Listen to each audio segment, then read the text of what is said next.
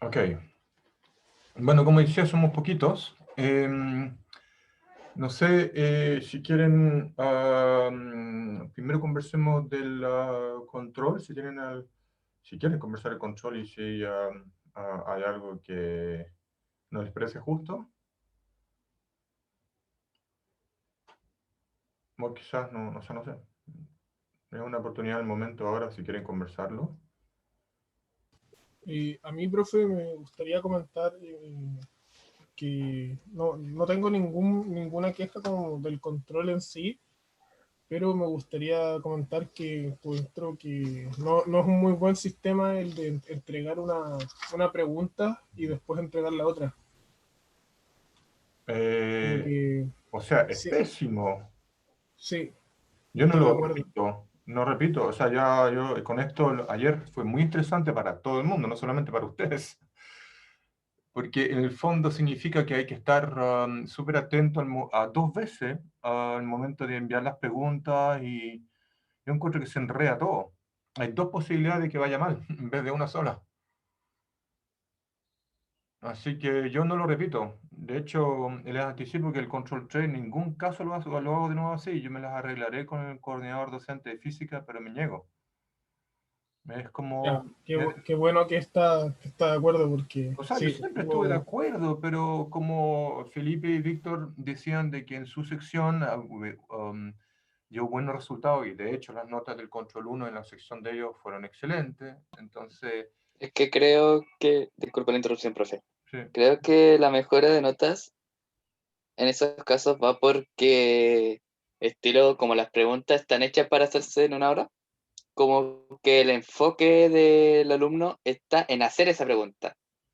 Como todo el estrés del control se pasa a esa pregunta, por decirlo de alguna manera. Pero igual en parte es medio engorroso, principalmente por el tiempo de su vida para la otra pregunta, yo creo. Entonces, Felipe, ¿usted dice que es un buen sistema o...? En parte lo encuentro un buen sistema, porque igual como que permite enfocarte bien en la pregunta, ya que necesitas cierto tiempo para enfocarte en esa pregunta y después de ese tiempo tienes que enfocarte en la otra. Pero es medio engorroso por el punto de los horarios, Mm, Yo, encuentro yo. Lo de ayer que por ejemplo, en mi caso al menos, yo terminé la P1 como a las 7:15 y tenía que esperar como hasta las 8 para hacer la otra pregunta, mm. como que me hace perder toda la concentración. Sí, pues entonces, ¿cuál sería su conclusión, Felipe, en ese aspecto? Porque me da la impresión de que estamos en general de acuerdo con que no es un buen sistema, pero usted le ve aspectos positivos. Entonces, ¿cuál sería su recomendación para el control 3? Que el control 3 en las preguntas tenga sea como usted mencionaba, que no se repita este sistema porque es engorroso, Ok. pero que tenga el mismo enfoque de las preguntas, así como que las preguntas sí o sí tengan que ser en ese lapso de tiempo. Ok. Si son 3 preguntas y el control dura 3 horas, que cada pregunta por lo menos, así como máximo, sea de 1 hora. Ya. Ok. yo quisiera añadir algo. O sea, yo siento que más que un buen sistema, o sea, yo siento que no es un buen sistema, pero ayer estuvo bien ejecutado. Como que se nos dio de un tiempo adecuado para resolver cada pregunta y creo que por eso ayer funcionó más o menos bien. Pero el estrés de realizar una pregunta y después la otra, yo creo que no es como apropiado para el cuerpo docente. Más que nada, esto afecta más al cuerpo docente que a los alumnos. Sí, Eso.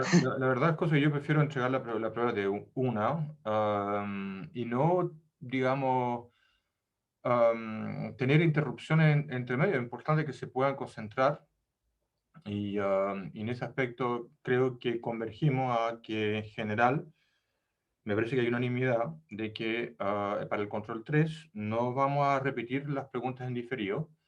Am, y bueno, sí, recojo también los aspectos positivos que ustedes destacan ahora de que efectivamente es bueno enfocar a preguntas más cortas que se puedan hacer en una hora. En el fondo, eso es lo que yo también recojo acá. Em, Hay otro punto también que creo que para el control 3 también me gustaría por implementar es lo de las consultas. A mí me perturban mucho las consultas durante el control porque si alguien hace una consulta sobre un aspecto que otros comprendieron, entonces yo al responder esa consulta no puedo asignar puntaje a ese punto que otros comprendieron. Entonces, es complicado. Yo creo que lo mejor es no responder ninguna consulta y si hay dudas, ponerlas en la prueba, porque los enunciados pueden estar mal escritos y también hay que tomar en cuenta de que estén mal formulados. Y hay errores de enunciado, o sea, yo creo que es muy difícil encontrar un enunciado perfecto. Entonces, encuentro que es un mérito es formular las preguntas que uno se hace en la prueba y decir, bueno, yo voy a suponer que la respuesta a mi pregunta es esta, y voy a seguir para adelante, por ejemplo. Entonces, creo que eso es lo que a mí me gusta hacer en general. Al final, tratar de minimizar las distracciones que pueden venir, por ejemplo, de estar consultando el foro para ver si acaso hay preguntas nuevas o respuestas, ese tipo de cosas. Quizás este aspecto no le guste mucho, pero creo que es más justo. Y el otro punto que les quería contar sobre el desarrollo de este control es que hay otro aspecto que no me parece muy ideal, es que al forzar unos controles idénticos con las otras secciones, no se puede evaluar bien lo que se vio en cada sección. No es idéntico la materia, o sea, al final del semestre vamos a ver cubierto el mismo programa, pero el detalle de cómo lo vemos y eso no es lo mismo. Entonces, obligar a que los controles sean estrictamente comunes hace que, bueno, la cobertura de la evaluación no es óptima, po.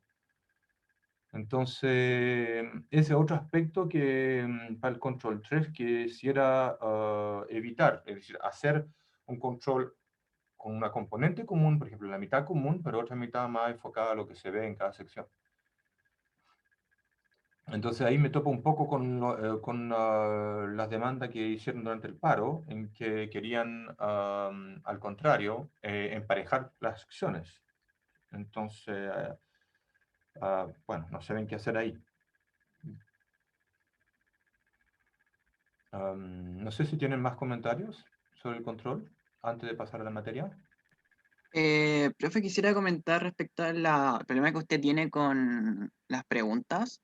Una solución que he visto que usan en otros cursos es enviar en Google Forms las preguntas y los auxiliares revisan como que se responde a grandes rasgos. O sea, como que se envían anónimamente y... Usted dice que no sean preguntas que todo el curso vea, sino que los y ayudantes después las se postean en ayuden. el foro la solución o el comentario. Si le acomoda más a usted, por supuesto. No, a mí me parece, lo que me perturba es que, claro, que las preguntas sean públicas en el foro. Eso no me gustó. Usted dice de que usemos Google Forums. No, la verdad es que no conozco esa herramienta. ¿Me podría dar un poco más de información? Google Forms es la plataforma que usan siempre para hacer encuestas. Ya. Uno lo puede enviar Ya. como, o sea, lo he visto que en los cursos DIN que lo usan para enviar como preguntas y lo que hacen después es postear como aclarar enunciado en el foro, especificar algunas cosas. Ujú. Es una buena idea. Em, claro. Postear el link a un Google Forms, ahora le comprendí, un formulario Google justamente para recoger las preguntas ahí y hacer públicas las que se contestan. Eso me parece una buena alternativa. No. Otra Eh, forma que algunos profes hacen es abrir un Zoom. Entonces le hace las preguntas como si fuese una clase y la responde directamente. ya. como si durante la ejecución de la clase. Sí, también puede ser eso. Me gusta más lo del form. Es más seguro. La verdad es que mi experiencia con Zoom no ha sido súper buena. Bueno, quizás porque estoy usando un Linux nuevo y en este momento no se está cayendo. Qué milagro. Por ahora no se cae. Bueno, ¿tienen algún comentario adicional sobre el control? Espero que les haya ido bien y que las notas estén buenas.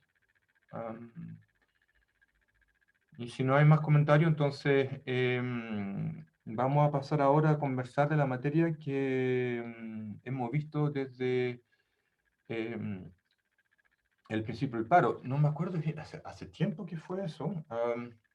Voy a compartir pantalla acá para mostrarles la materia. Ok, entonces esto era el... Acá tenemos el capítulo 1. Entonces, estamos cuando empezó el paro, creo que estábamos en condición de equilibrio. Me parece que en ese momento, ¿no es cierto? Más o menos. Lo Sí, último que era vimos en fue condiciones de la equilibrio. regla de fases de Gibbs, creo. No, la ecuación de Clausius-Capelius. Eso fue donde ahí quedamos. No, claro, gracias. Efectivamente, No, gracias pero por seguir la clase pregrabada, pero me refería aquí a... antes del paro se refería. Por eso claro, quedamos en condiciones de equilibrio. sí, estamos en condiciones de equilibrio. Ok, estamos por acá. Entonces, las condiciones de equilibrio, si las vimos varias veces, creo que alcancé a ver potencial químico. Y pasamos a las transformadas de Legendre. Creo que por ahí empezó el paro, ¿no? Entonces, ahora simplemente quisiera recoger consultas, si acaso tienen alguna pregunta sobre esta parte de la materia, sobre los potenciales termodinámicos, por ejemplo.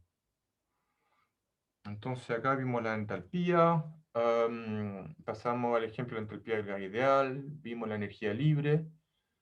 Entonces, acá está la tarea con la conexión estadística, que tiene algo que ver con el control. Y después vimos la energía libre de Gibbs, y después vimos el gran potencial, que es como la transformada de Legendre en la entropía y el número de partículas.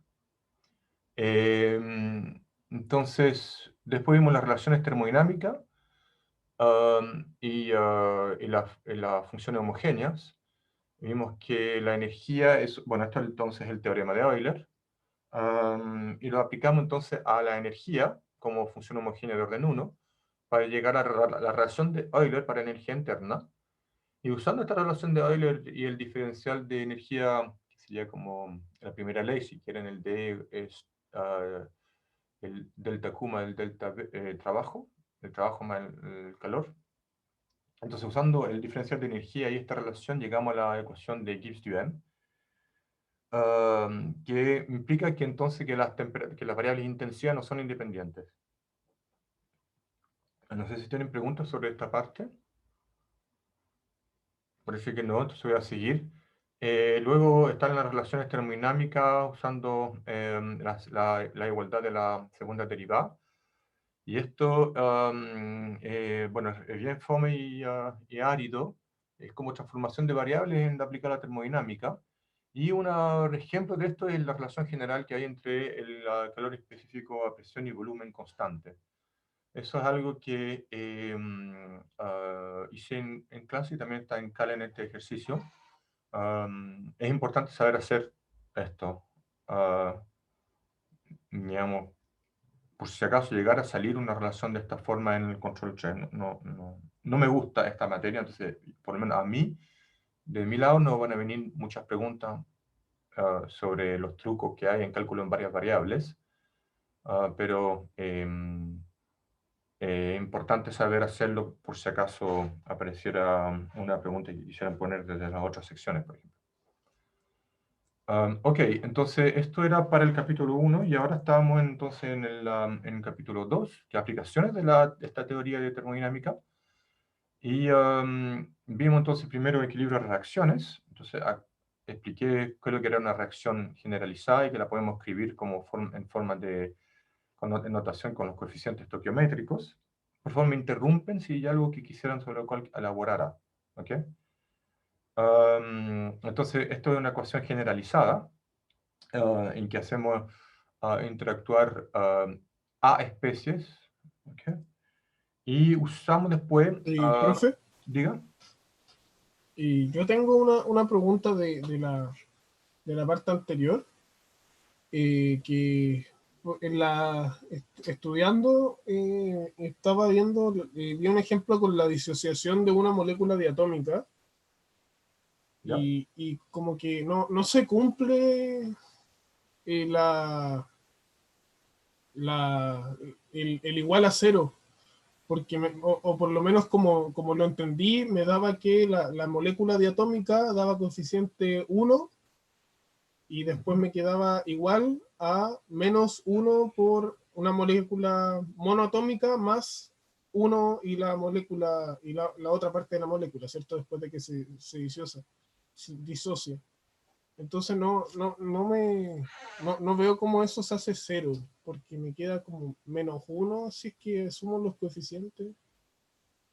Ya, mira, el caso más simple, una molécula de hidrógeno es fotodisociado por absorción de un fotón y nos da dos átomos de hidrógeno más un exceso de energía que va en general en la energía cinética de los átomos. Esta reacción libera 4.5 electronvolts, por ejemplo. Entonces, acá, claro, hay el coeficiente estoquiométrico sería la reacción en el fondo, que en la notación que estamos tomando sería así, ¿no es cierto? Eso dice Rodrigo, ¿no es cierto? Sí, eso Claro, mismo. entonces en notación estoquiométrica, digamos, acá esto sería la sumatoria de los nu i por xi igual 0 con nu 1 igual a 1, x, lo voy a poner acá a la derecha, x1 igual a h2, nu2 igual a menos 2 y x2 igual a h. Esa sería la forma de escribir esta ecuación.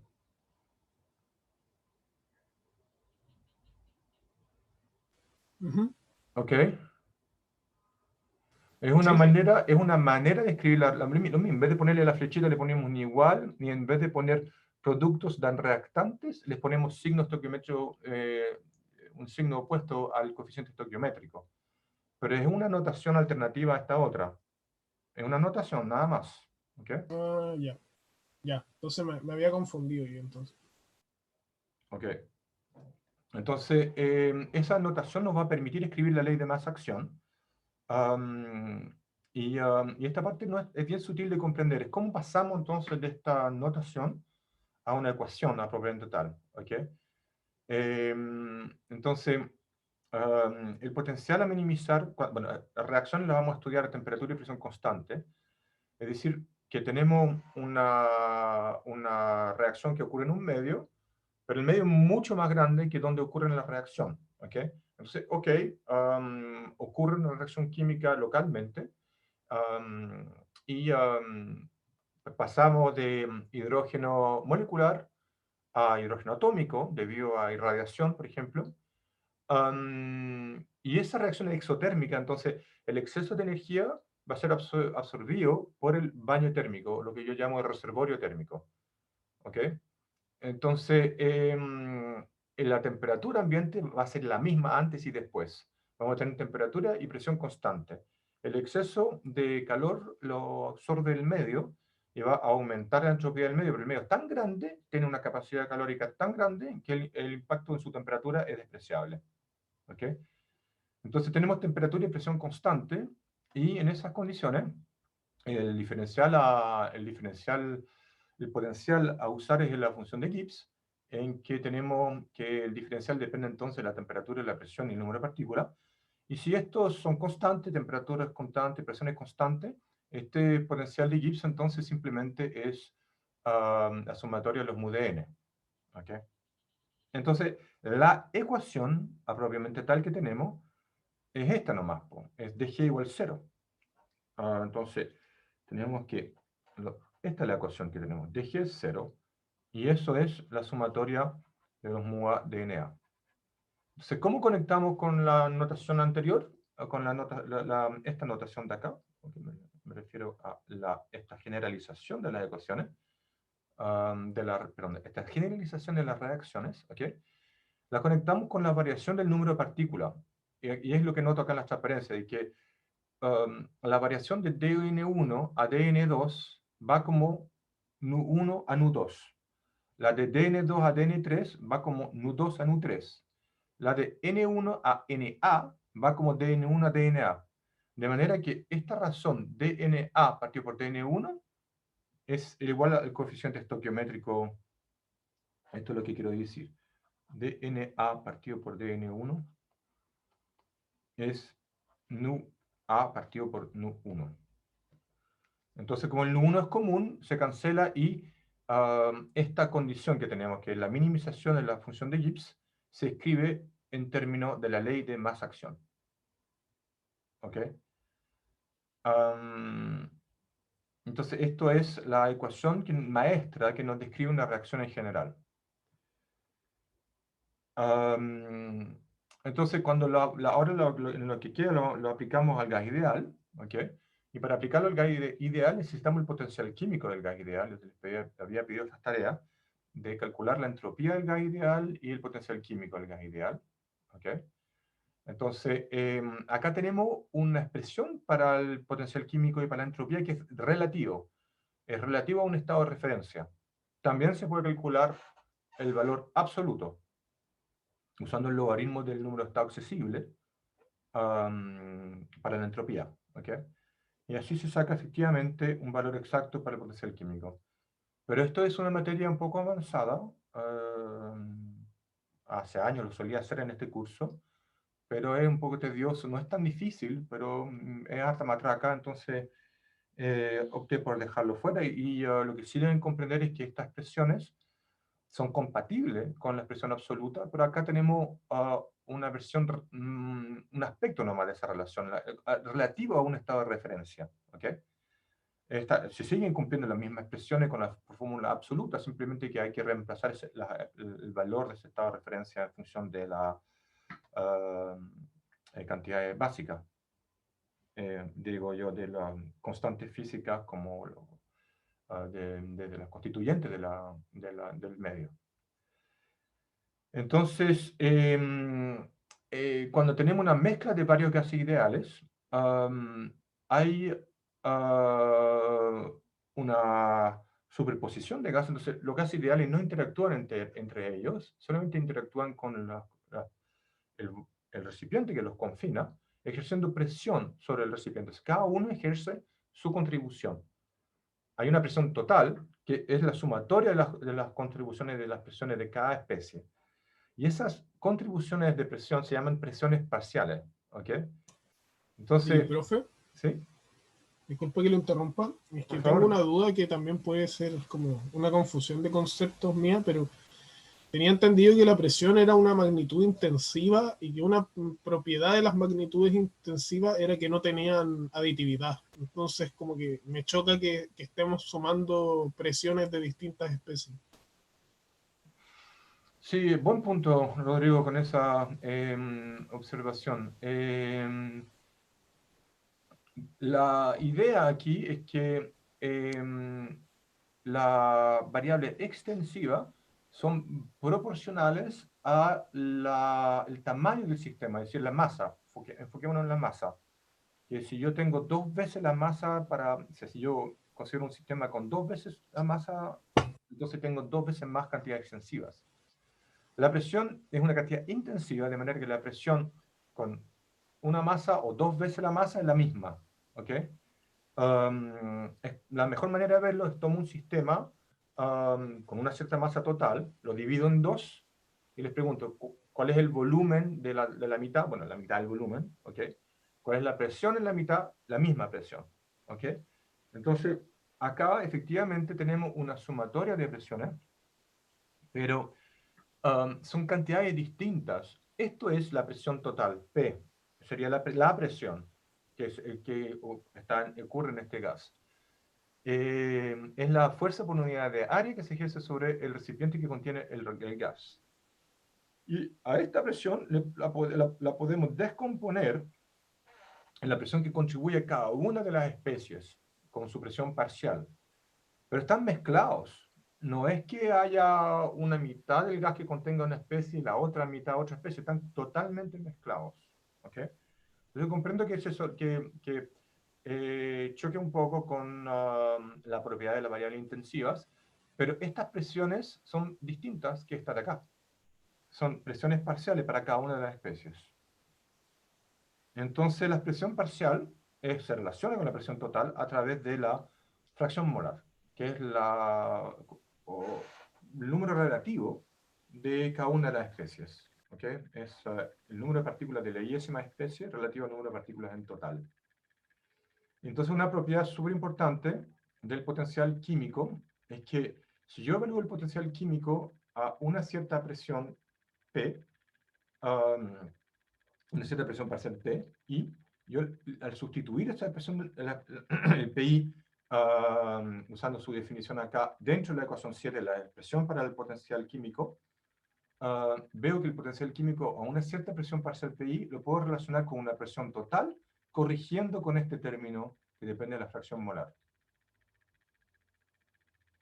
Entonces, con esta propiedad, lo inyectamos dentro de la ecuación de masa-acción, la ley de masa-acción, entonces podemos ver que esta expresión para la ley de masa-acción la puedo escribir como la ecuación 10, en que esta constante K es la constante de la reacción.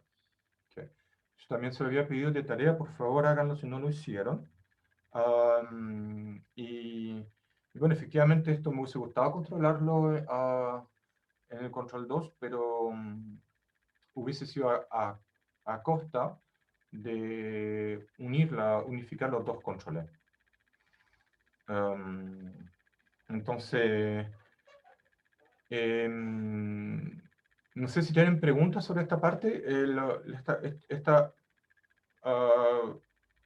ecuación es muy importante porque nos permite saber en qué sentido ocurre una reacción. Si vamos a aumentar los productos o disminuir los productos, si va en una dirección o la otra. Okay, entonces eso lo expliqué en clases pregrabadas y si no se atreven a preguntar ahora, por favor revísenla. Pero acá está un ejemplo de cómo funciona. Entonces, como un ejemplo de la aplicación de esta teoría en reacciones, vimos el calor de reacción, que entonces cuánta energía se libera al ocurrir una reacción elemental, es decir, con unos solos coeficientes estoquiométricos. ¿Okay? Y entonces vimos que la variación de la función de Gibbs está dado por la constante de reacción. ¿Okay? Y por otro lado, relacionamos la entropía con la función de Gibbs a través de esta derivada parcial, una relación termodinámica que viene de este diferencial.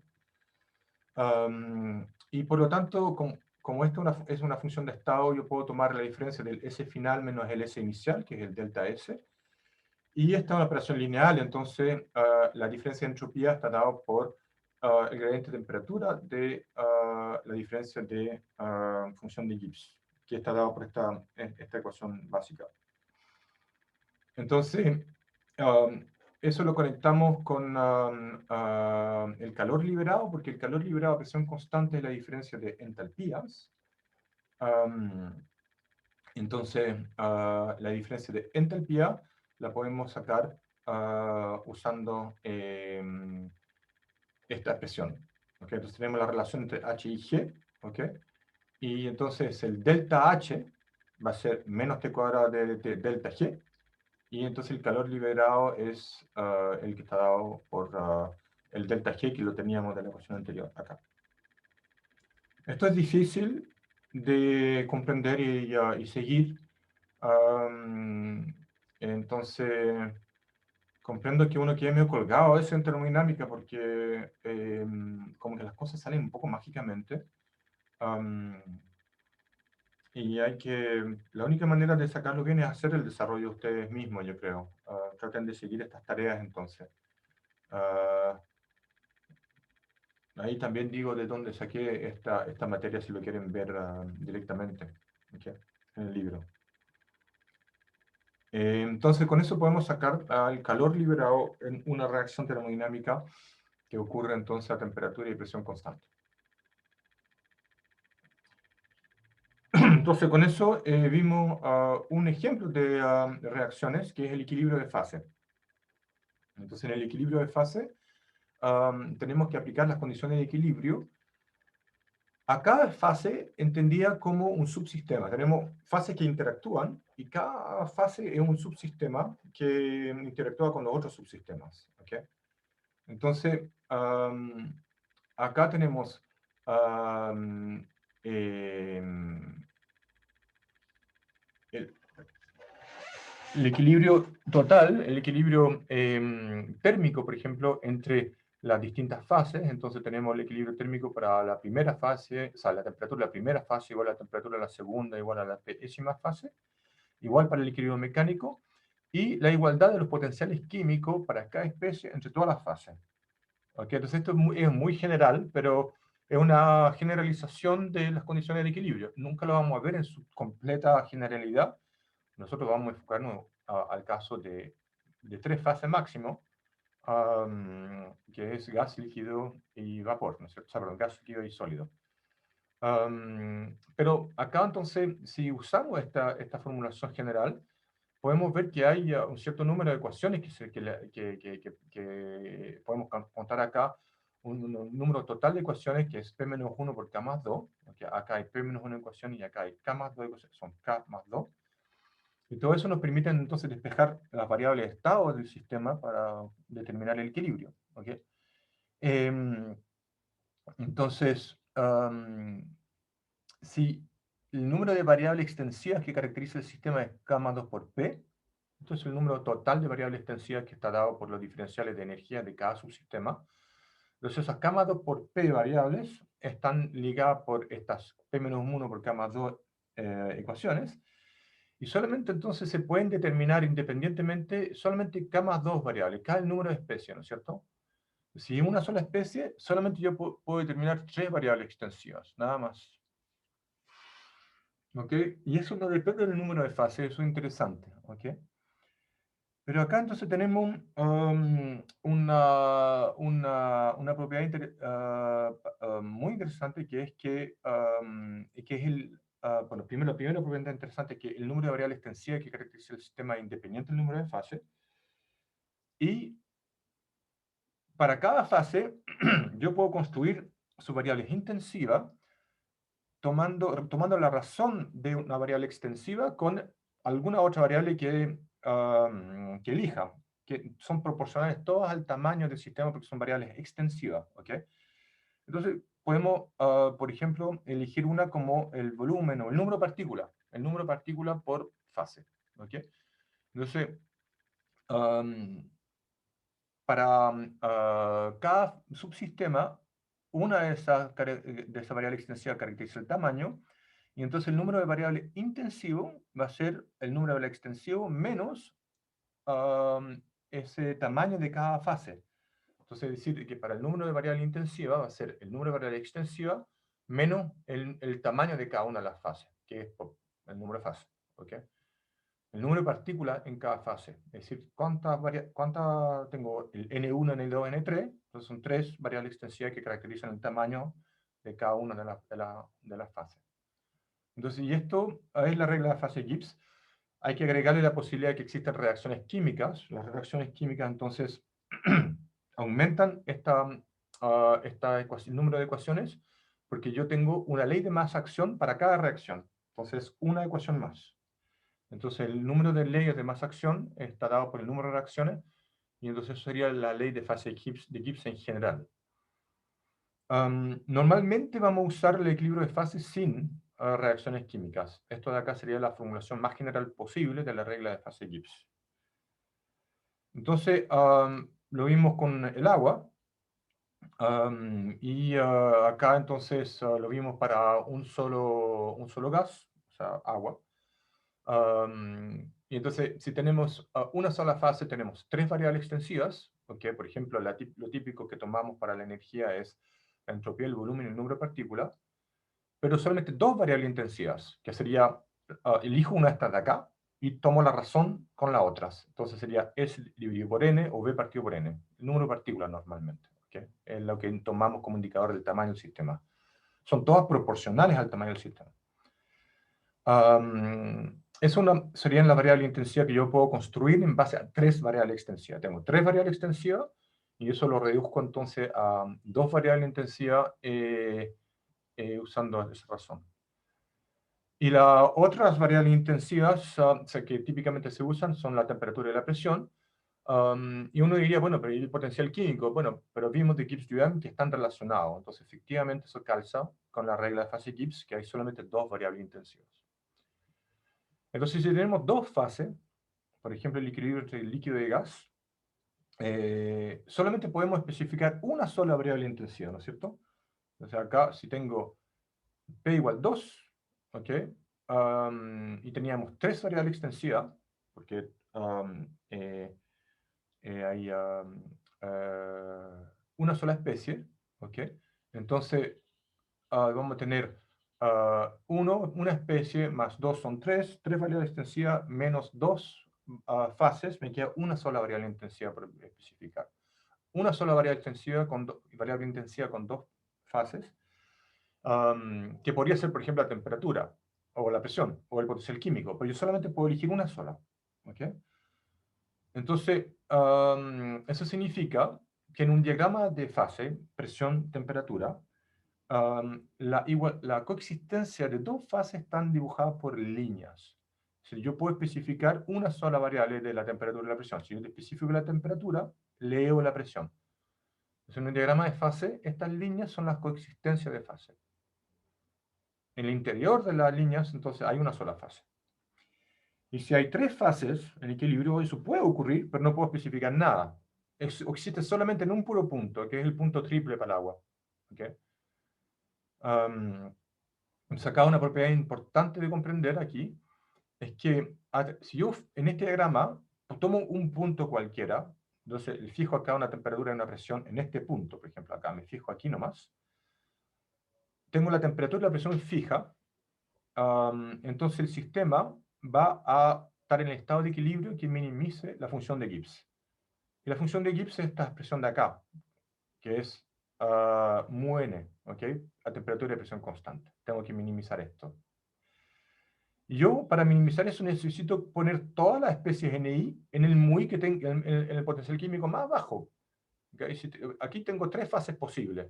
¿Por qué van a estar todas en una sola fase? Porque van a estar en la fase cuyo potencial químico es el menor en esas condiciones de temperatura y presión. Entonces, es por eso de que dentro de estas líneas solamente hay agua o vapor o hielo. ¿Okay? Porque minimizamos la función de Gibbs y todos estos NI que se suman sobre todos los subsistemas, por ejemplo acá, el potencial químico del hielo o del vapor es superior al del agua en esta región. Pero en esta región no, el potencial químico del vapor es el menor, por eso están todos en forma de vapor.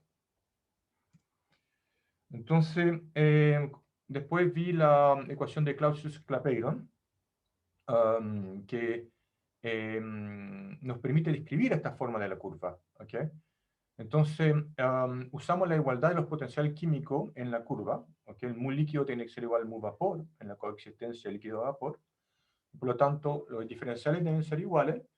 Y manejamos los diferenciales para ver que se escriben de esta forma. La curva dP/dT, la derivada de la presión en función de la temperatura, debe ser la diferencia de entropía específica dividido por la diferencia de volumen específico. Y esa diferencia de entropía específica le vamos a llamar calor latente. ¿Ok? Y típicamente, bueno, la diferencia vapor-líquido uno tiene que el volumen específico de vapor es mucho más grande que el líquido. Y llegamos entonces a una otra expresión para el caso del líquido-vapor. Y usando la ecuación de estado de gas ideal, se puede escribir la derivada de P de T como 1 partido por T cuadrado para el equilibrio líquido-vapor. Integrando esto de acá, entonces uno puede obtener la forma de esta curva, y esta forma P proporcional a exponencial de menos L partido por RT, L y R son constantes, ¿ok? Esa forma justamente es esta, la coexistencia agua-vapor. Tiene esa expresión aproximada. ¿Okay? También vi en la clase pregrabada por qué la pendiente de esta curva es distinta. ¿Por qué vemos que aquí tenemos una curva muy parecida a esta otra, con pendiente positiva? ¿Y por qué esta es negativa? En el caso del agua, esto ocurre porque el volumen específico del hielo es mayor al volumen específico del líquido. Cuando yo congelo agua, se expande. Entonces, en esta diferencia tiene signo opuesto de lo esperado al pasar a la fase más caliente, si quieren. Por eso es negativo el signo acá. Entonces, eso me expandió un poco más en la clase pregrabada y los invito a ver ahí. Después terminé por ver el punto crítico. ¿Okay? Entonces, el punto crítico es esta propiedad media especial, que esta curva de coexistencia entre vapor y líquido tiene un punto final acá. Significa que en realidad no hay una diferencia fundamental entre el agua y el vapor. Es medio curioso eso, pero es comprensible porque mire, comparen la diferencia que hay entre el sólido, el hielo, con el agua. Ahí hay mucho más diferencia porque, claro que el hielo es ordenado, en cambio el agua es mucho más desordenado. Pero en un líquido las moléculas están en contacto, mientras que en un gas se pueden alejar unas de otras. Ahora, si estamos a muy alta temperatura, la diferencia entre ambos no está tan clara. Yo podría hacer un camino continuo acá, calentando un medio y después enfriándolo, para llegar al mínimo punto final sin tener que hervir el agua. Es decir, al revés. Si yo hiervo agua y paso el vapor, voy en esta dirección, si yo hiervo, le doy calor latente para poder vaporizar el agua, y tengo que cruzar esta línea, ¿ok? Yo podría llegar al mismo estado final sin hacer el proceso de ebullición y pasando por acá arriba. Un camino más largo que va a tener al final, el mismo estado final. Pero están esos dos caminos, ¿ok? Entonces, ¿cómo hago para subir arriba del punto crítico? Bueno, puedo hacerlo sin hacer hervir el agua, pero lo tengo que hacer a alta presión. Tengo que subir la presión, ¿ok? Y después, más arriba de 220, 218 atmósferas, ¿ok? Y de ahí voy a ir a calentar, después bajar la presión y bajar para acá. Si no cambio la presión, entonces, claro, ahí va a haber ebullición. Ok, entonces el punto crítico en un diagrama PV tiene esta configuración. Esto es un punto en el cual vamos a expandir ahora en la materia que viene el lunes, usando los gases reales. Es decir, de que si tengo un gas ideal, el gas ideal típicamente tiene perdón, es una... Ok, acá. Entonces, el gas ideal tiene... ¿no es cierto que el gas ideal tiene esta ecuación? Es PV igual a NKT. Entonces, al final, cuando tengo un diagrama de fase, perdón, diagrama PV quería decir, el gas ideal tiene isotermas así. O sea, P proporcional a 1 partido por la temperatura. Okay, esto de acá sería entonces la isoterma.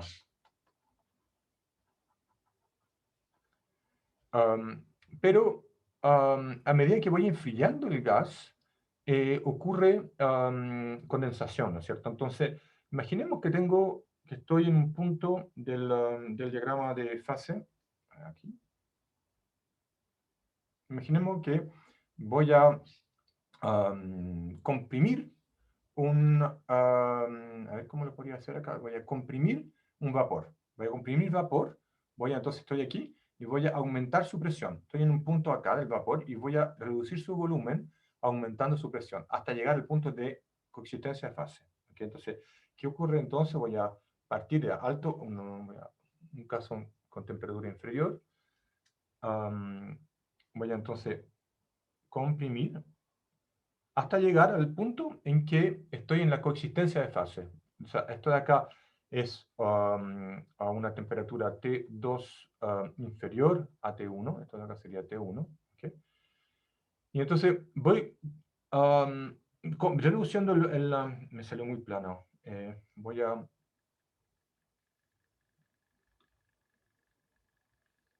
reducir entonces el volumen.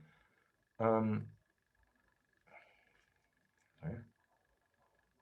Así mejor. Entonces voy a reducir, no, me salió demasiado, ahí va, ahí sí. Voy a reducir el volumen y va a ir aumentando la presión progresivamente hasta llegar al punto en que la presión calza con este punto acá. Imagínense que vamos a comprimir a 100 grados Celsius acá, 100 grados Celsius, comprimo hasta llegar a el punto en que tengo coexistencia de fase en esta curva. ¿Ok? ¿Qué pasa ahí? Entonces ahí yo puedo seguir comprimiendo, pero estoy en coexistencia de fase. Por lo tanto, la presión no puede seguir aumentando si la temperatura es fija. Esto de aquí es una isoterma. Entonces, en lo que sigue, es necesario que el proceso sea isobárico. ¿Ok? A temperatura y presión constante, porque aquí empezamos entonces con la coexistencia de fase.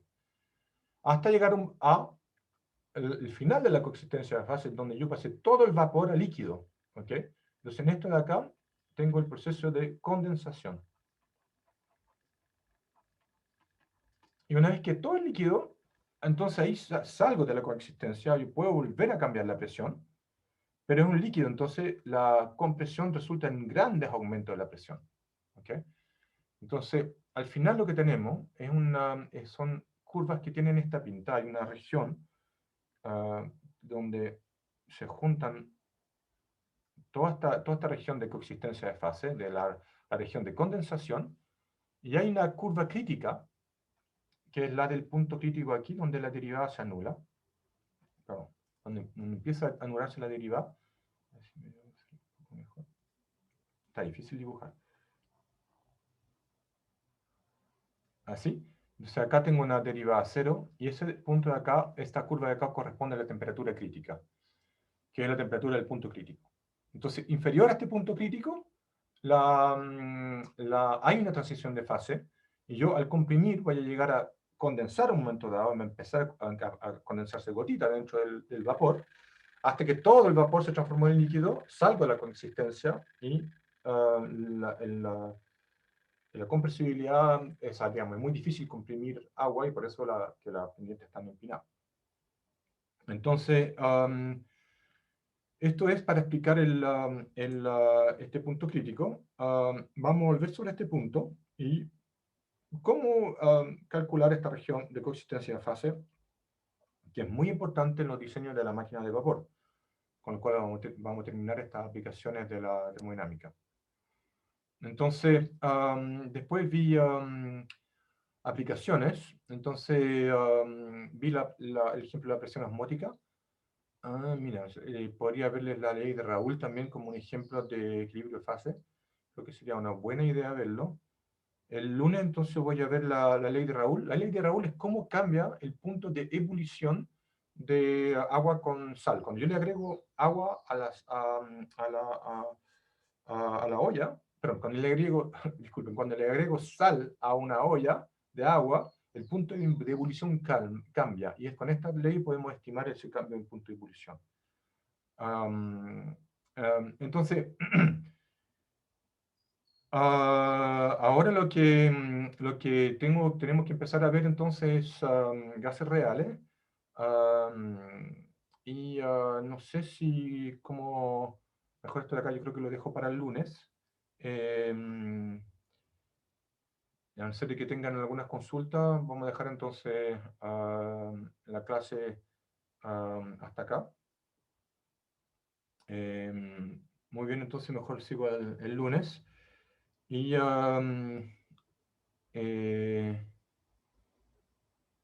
ok, no había visto sus comentarios, Verónica. Sí, ya yo estoy de acuerdo con lo que usted escribe acá, Verónica.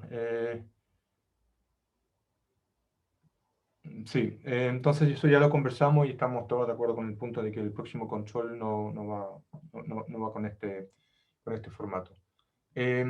Bueno, muchas gracias a ustedes por participar hoy día. Y espero que el lunes entonces reanudemos normalmente el resto de la materia con los ejemplos que dice. Muchas Chao, gracias. profe. Buen fin Chao. de semana. Gracias.